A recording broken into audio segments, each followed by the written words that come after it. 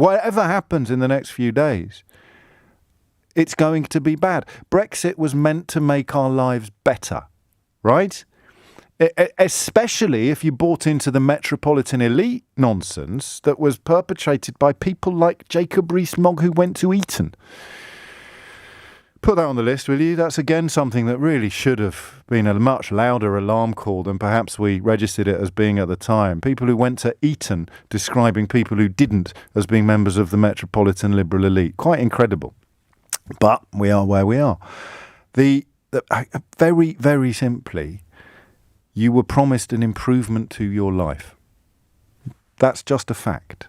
You were promised improvements to your life in every measurable area in the short term, and hopefully not too long, hopefully the shortest of short terms. Another one for the list, when they started saying we'll see the economic benefits in 50 years' time.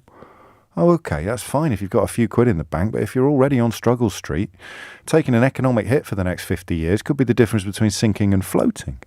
So I fully understand that I am not the best person to be leading this quest, but I still want to be part of it. Hopefully somebody else can lead it. God knows who, though.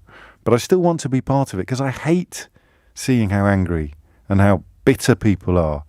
And I hate the knowledge that they've been made that way. Nobody's born like that. Nobody's ended up like that by accident. It's a conscious and deliberate effort to enrage you with false information. So, for example, now you're supposed to get cross with the National Trust because it wants to put the history of a historic house in the actual historic house.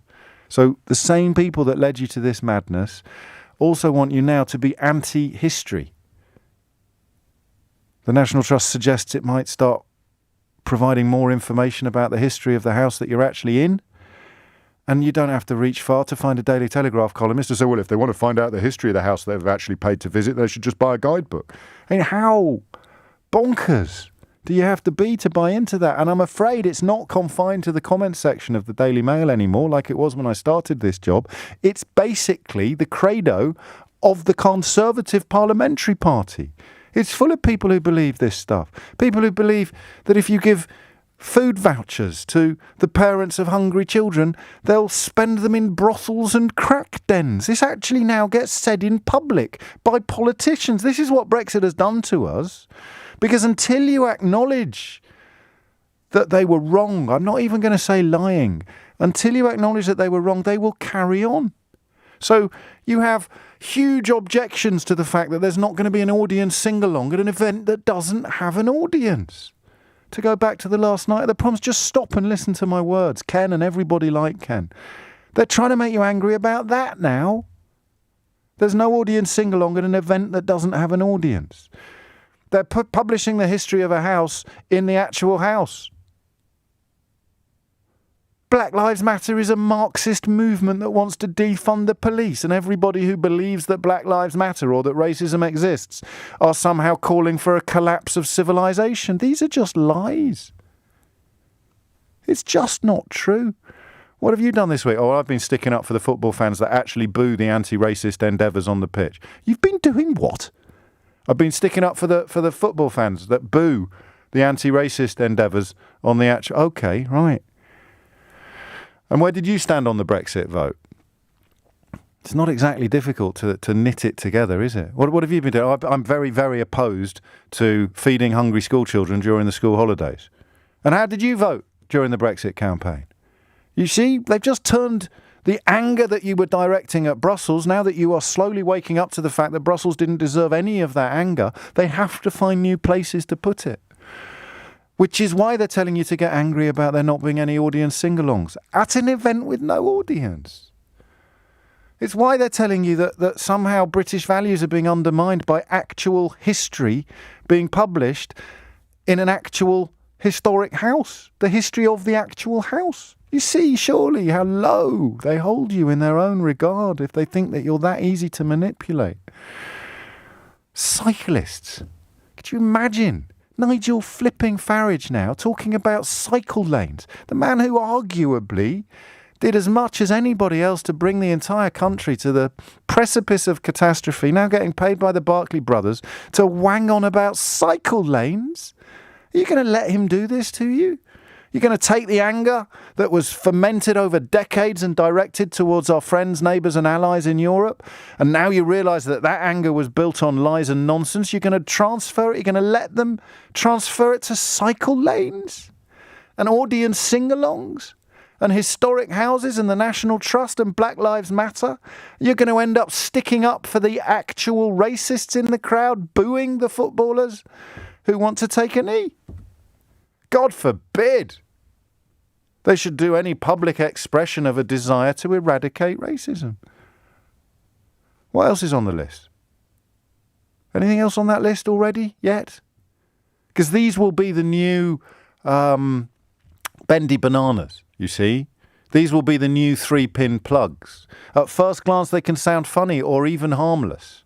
But then they get into the bloodstream of the nation, and 10, 15 years later, almost everybody believes arrant nonsense. Utter gibberish. Complete bilge. Boris Johnson has become Prime Minister on the back of a career dedicated to publishing bilge, to lying about what the European Union members... You never would have heard his name if he hadn't stumbled accidentally, having been fired from the Times for making up quotes from his own godfather and turning up on the Daily Telegraph, being sent to Brussels and stumbling upon a wonderful tactic for the Daily Telegraph readership that involved telling them lies about the European Union, selling them tickets for the ghost train, and then sitting back and counting the cash as everybody started screaming in horror and desperately trying to get out of the ghost train, where all the ghosts were made of papier-mâché and old egg boxes. And now we're here. We're right up against it. They're not going to say sorry to you, are they? They're going to tell you to start getting cross about footballers. They're not going to say sorry to you. They're not going to say we messed this up. They're going to start encouraging you to get angry with the National Trust. They're not going to say sorry to you. They're going to tell you that school meal vouchers get spent in crack dens and brothels. They're not going to say sorry to you. They're going to tell you that cyclists are the new enemy and that Black Lives Matter is some sort of... do you know what the best evidence is of the bogusness of that? Just ask them to name the people we should avoid.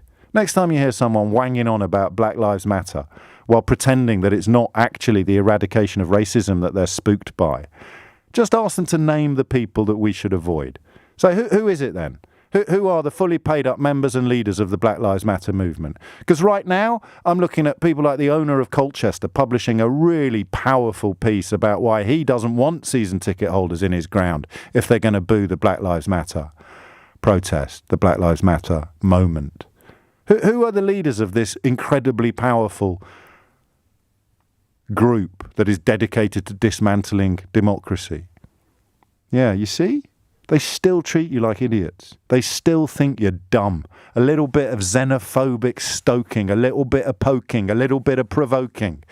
And they'll just move your fury from Brussels and the European Union and Angela Merkel and Michel Barnier. They'll move it from there and they'll stick it somewhere else. And it'll be just as dishonest. It'll be just as damaging and it'll be just as dangerous. But do you know what? They'll get richer. They'll get more famous. They'll get more pats on the back of the billionaires that own the newspapers that they write for, while the whole country is unnecessarily and avoidably led into decline.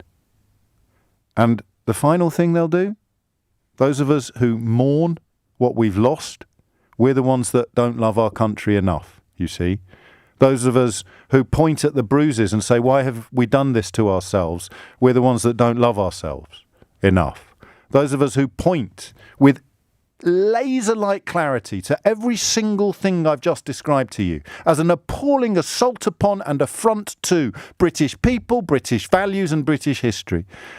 They will accuse us of not being patriotic. And it's up to you, and it's up to Ken, and it's up to every single one of us to decide whether we're going to let them get away with it again.